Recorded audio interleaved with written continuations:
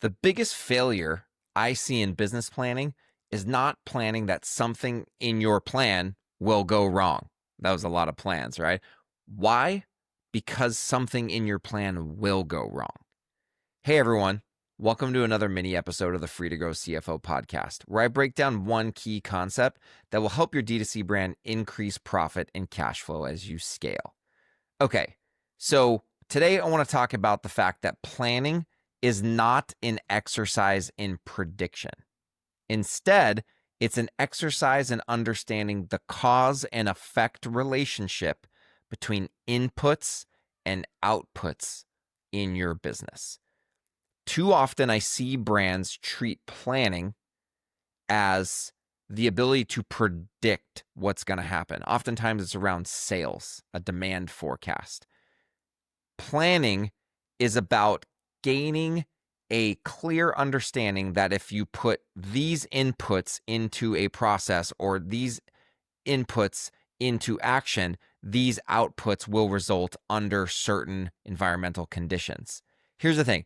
The reason why we don't want planning to be an exercise in prediction is because our predictions are typically wrong. That's why a bad plan is one that predicts some output will happen and then aligns all inputs in the business around that prediction. That is a plan that has significant risk. I'll give you a very common example that I see time and time again in D2C brands. Your plan is based on the prediction that you're going to sell $10 million worth of sales in Q4. So you align your PO purchasing plan around hitting $10 million in sales, and then you go get the debt capital that's needed to buy that much inventory, and then you hire the people that are needed to sell that inventory and operate the business at that scale, and that's your plan. So you took a prediction of an output and you aligned all the inputs in your business around that prediction. Why does this have significant risk? Because it boxes you into only two paths: success, you hit that prediction, or failure.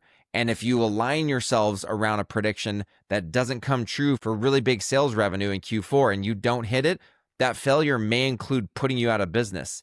So you're boxing yourself into almost a binary outcome. You're betting the whole farm, you're betting your whole business that the predicted outcome, in this case, $10 million of sales in Q4, will happen. And the problem is that if failure is something catastrophic, you're in really bad shape. Alternatively, a sound plan is built around what inputs you would deploy should certain business conditions come to reality.